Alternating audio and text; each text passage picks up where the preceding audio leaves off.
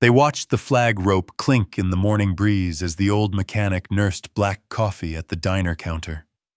An officer scoffed, pressed him with protocol, calling him outdated, while clipboards whispered numbers that ignored steady hands.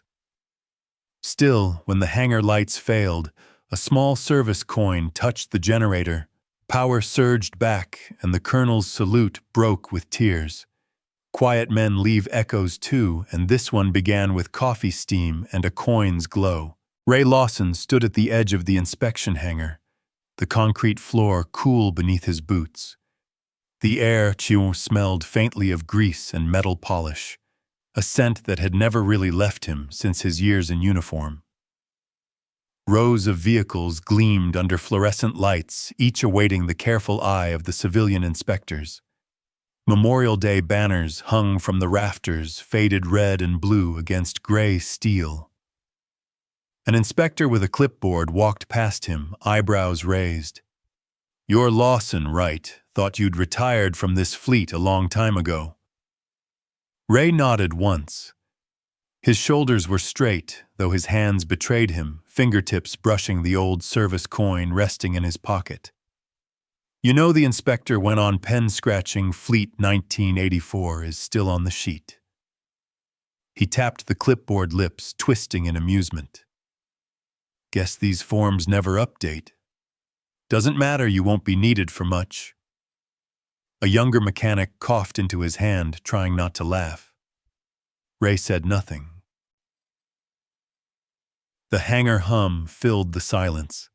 He shifted his weight eyes, tracing the rows of polished hoods.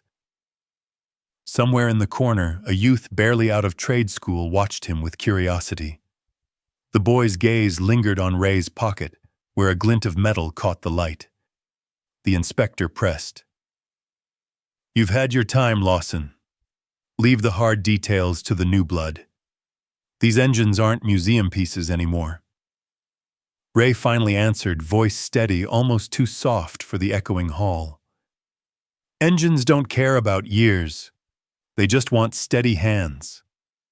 The inspector snorted. "Steady hands. Regulations don't measure sentiment. We measure compliance." He scribbled a note with exaggerated strokes, as though to underline Ray's irrelevance. Ray let the words pass over him. The service coin warmed between his fingers, though he never brought it fully into view. Proof would come later. For now it stayed hidden, a silent promise. He walked a few paces down the line, checking bolts on a wheel assembly. The youth shadowed him quietly, pretending to polish chrome but sneaking glances. Ray caught the look once, nodded faintly, and the boy turned red. "Don't waste his time," another inspector muttered. "Old-timers tell stories, they don't fix fleets." Ray's jaw tightened. He bent down, adjusted a loose nut with a calm twist of his wrench. The machine settled, vibration easing. No one noticed except the boy, whose eyes widened at the subtle correction. But then silence fell heavier than before. The inspector slapped the clipboard shut with a bang that echoed like a gavel. He was slammed by protocol, pinned not by hands, but by rules. Ray remained still. His coin rested in his palm now, though hidden from the crowd. His quiet correction on the wheel spoke louder than any argument. The boy whispered almost to himself. He saw it before the checklist did. Fluorescent lights buzzed above. The banners stirred in the faint breath of the ventilation system. Ray lifted his eyes to the rows of machines, his expression unreadable, his voice absent. The hangar hummed again, clipboard rustled, silence echoed. And in that hush, humiliation settled like dust on steel. The youth's glance caught the faint glimmer in Ray's pocket once more. The coin's edge reflected light proof waiting to speak. Cliffhanger, the boy leaned forward, as if to ask a question, but the inspector's bark cut across the hangar. "Move along, Lawson. We're on the clock." Ray's lips pressed into a thin line. He said nothing. The coin stayed quiet, the promise unspoken. The little diner on Main Street smelled of bacon grease and strong coffee. Its neon sign flickered against the afternoon sun, the kind of place where everyone knew the menu by heart.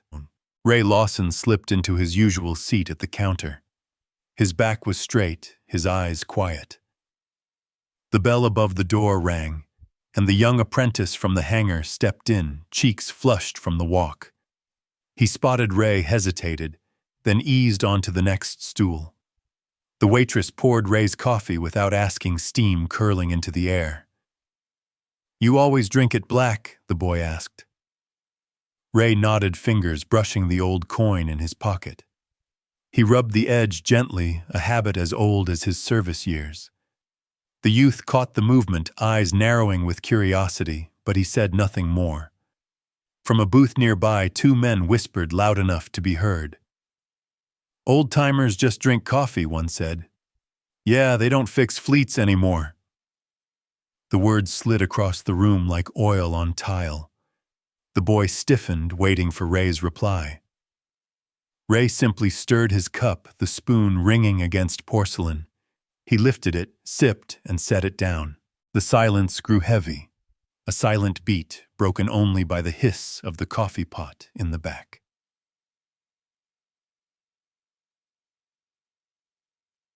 Outside, the boy fumbled with a leather belt strap that had come loose on his tool bag. The buckle slipped, threatening to spill sockets and wrenches across the sidewalk. Ray stepped outside, mug still in his hand. "Here," he said softly. The boy looked up, embarrassed. "It always comes undone." Ray set the mug on the window ledge, crouched, and twisted the strap into place. His movements were precise, economical, the kind of fix born from years of repetition. The belt held firm. The boy tested it, wide-eyed. "That easy?" "Most things are if you don't rush," Ray answered. The boy smiled, but no one else noticed. Inside, laughter drifted from the booth, still sharp, still dismissive. Ray straightened, picked up his mug, and walked back in without another word. His steps were calm, as if nothing had happened. "Chum." The waitress refilled his cup. "Still working, huh?" she said kindly. "Still watching," Ray replied. His gaze stayed on the steam rising from the dark liquid. The bell above the door rang again. A man from the library board came in, pinning a fresh notice to the corkboard by the door. The paper fluttered in the draft from outside. "Board meeting tonight.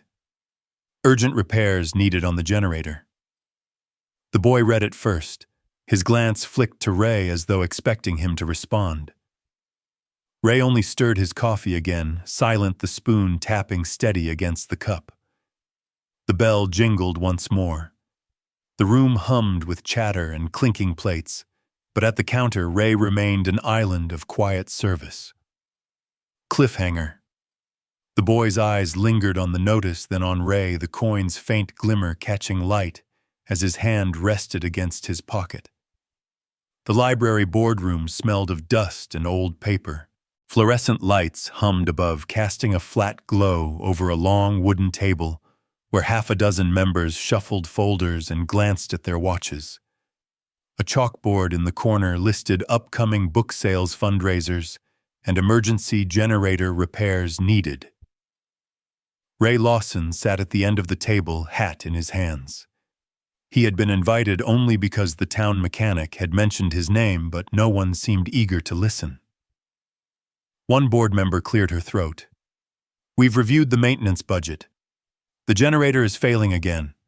Replacement parts are scarce, and frankly, we need professional contractors, not volunteers." Ray rested the old service coin on the table. He tapped it once, the small metallic sound, swallowed by the shuffle of papers. No one looked up. "I can take a look," he said, voice steady. The room shifted, but only slightly. A man in a sport coat leaned back, chair creaking. "With respect, Lawson, this isn't tinkering in your garage. The generator powers the entire building during storms. We can't leave it to chance. Another voice sharper. Your maintenance, not mission. The words landed like a verdict. Several heads nodded. Ray kept his eyes on the coin. Its edge glinted under the flat light unnoticed by anyone else.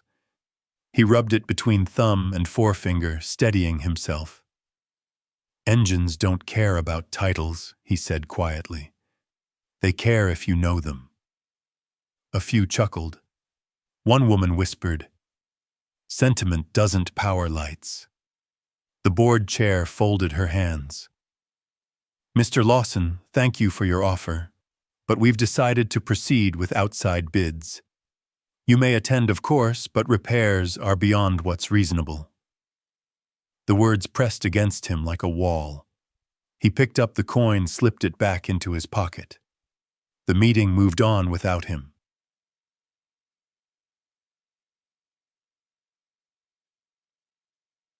Outside, the air had cooled. The library doors closed behind him with a heavy thud. Ray walked home along the quiet street, the day sinking into dusk. He lowered himself into the old porch swing, wood groaning under his weight. The creak echoed through the evening silence. He sighed long and low, the sound blending with crickets in the grass. The coin rested in his palm, warm, heavy, familiar. From across the street, a neighbor called. Lawson, you hear lights down at the inspection hangar. Flickering bad. Must be the power grid acting up again. The man shook his head, disappeared into his house. The words hung in the air like a warning. Ray sat in the swing, the coin pressed between his fingers, gaze fixed on the darkening horizon. The swing creaked again, carrying his frustration into the night. Cliffhanger word was spreading, and soon the whole town would know the inspection line was faltering. The inspection hangar was buzzing with activity when the lights flickered once, then twice before plunging the room into a heavy half-dark. Consoles blinked red. A chorus of worried voices filled the cavernous space. Backup should have kicked in, one officer muttered, tapping the panel. Another barked, generators failing. We'll lose the whole line if it goes. Ray Lawson stood in the corner, half-shadowed, hands deep in his pockets. The youth from the diner was near the doorway, eyes darting between the anxious officials and the silent veteran. The colonel strode forward, voice sharp. Protocol says we shut down operations until certified staff can fix this. His glare found Ray. Lawson, you're not cleared too. Ray stepped closer, calm as ever. Engines don't wait for certification, sir. They wait for steady hands. The colonel opened his mouth, but the hum of the failing power silenced him. Chop-chum. Ray moved toward the generator, the crowd parting reluctantly. His coin rested in his palm, now a small circle of proof catching the emergency lights. He knelt, studied the panels with the ease of someone who had seen 100 breakdowns. He was slammed by protocol, pinned not by hands, but by rules. The thought was written across the colonel's face, visible in the clenched jaw, the hesitation to act. Ray pressed the coin into a narrow groove where the casing had worn down. The gesture was symbolic, but his touch steadied the failing connection. His fingers tightened the loose clamp, resetting the circuit. For a heartbeat, silence ruled. Then the hum returned, deep and rising. Lights flared overhead. Screens blinked alive. A surge of power swept the hangar, carrying relief with it.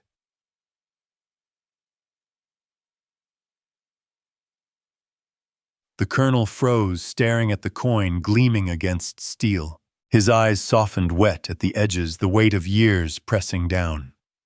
Slowly he lifted his hand in a crisp salute, boots clicking on the floor. The sound cut through the renewed hum like a bell. The hangar stilled. Operators stopped typing. Officers stopped whispering.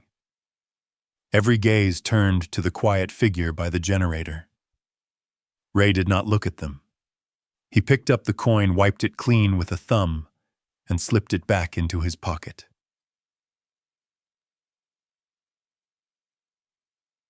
The youth's breath caught. He had seen the exchange, the hush, the coin, the salute. Reverence filled his eyes brighter than the fluorescent glow. The colonel's voice, when it came, was hoarse. "Lawson, thank you." Ray simply nodded. His silence echoed louder than words. Cliffhanger. The youth watched him walk back to the shadows, carrying the coin like a secret torch. The diner was crowded that evening, the kind of crowd that only gathered after a long day when everyone wanted comfort food and company. The bell above the door chimed again and again as neighbors came in from the cool night air. The place smelled of bacon grease and hot coffee, and every table seemed to be filled with chatter. Ray Lawson sat at his usual place at the counter, shoulders steady, hat folded beside him. The coin lay on the counter next to his mug, catching the glow of the overhead bulbs. It wasn't flashy, just metal, but in the light it looked like something earned, not bought. The youth sat near him, still fresh-faced, but more attentive than before. He glanced at the coin, then at Ray, and then back at the coin again. From the corner booth, a man lifted his cup. "It's just service," he said. The words echoed through the diner. Another nodded, repeating it like a line of scripture. Just service. The waitress grinned as she refilled a pot. "Guess we all owe Lawson a refill." The library board chair, who had entered quietly, stepped closer. She cleared her throat, voice lower than usual.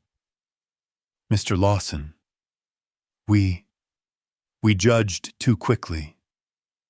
The generator held through last night because of you. We admit our mistake." Ray lifted his mug, eyes steady. "Engines don't care who takes credit. They care that someone cares." The words settled over the room. Silence lasted for a breath, then conversation resumed, warmer, lighter, brighter. The youth leaned in, whispering, "They finally see it." Ray answered, soft enough for only him, "They'll see what they want. Service isn't for applause." The boy studied him, confused but thoughtful. At the far end of the room, someone laughed, light-hearted, neighborly. "Coffee's tougher than inspection, guess that's a blessing." The diner chuckled, not at Ray, but with him, in the way small towns ease tension with humor. The clink of cups filled the air. The choir from the church across the street drifted in voices faint through the glass. The hum was soft, steady, carrying like a second heartbeat. Ray closed his eyes for a moment, listening. Silent beat. Steam rose from his cup. The coin glowed faintly against the counter. The board chair set a hand on the back of Ray's stool. "We'll be calling on you again, Lawson, if you'll have us." He didn't answer. He slid the coin across the counter toward the youth, the metal scraping gently against the worn surface. The youth froze, eyes wide. Cliffhanger. The coin rested halfway between them, waiting for a hand to claim it. Morning came slow, the kind of pale gold light that stretched long shadows across the quiet street. The porch swing creaked as Ray Lawson leaned back, the wood weathered smooth by years of use. A soft wind carried the sound of birds, a gentle counterpoint to the hush that always followed Memorial Day. The youth from the diner climbed the steps, hesitant. His eyes were steady now, not wide with doubt, but filled with something else, expectation, maybe respect. In his hands he turned the service coin Ray had slid across the counter the night before. Its edges gleamed in the morning sun. "You left this," the boy said softly. Ray's voice was calm, steady, carrying the warmth of the porch itself. No. I passed it on. The boy sat careful as though he might break the moment. The porch creaked again.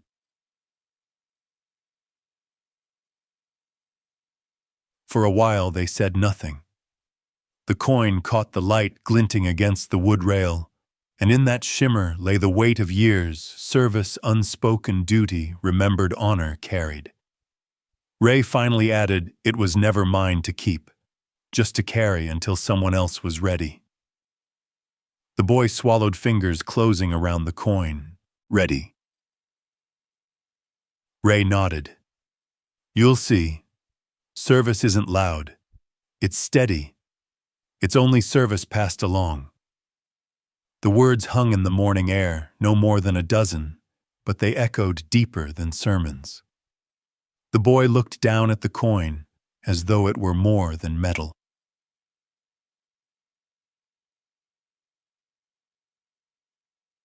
The diner door across the street opened.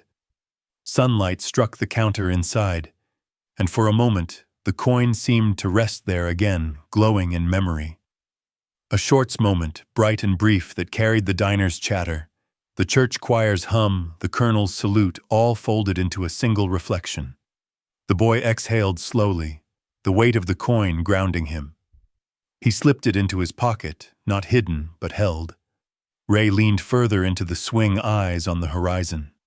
His hands rested empty now, free, in a way they hadn't been in years.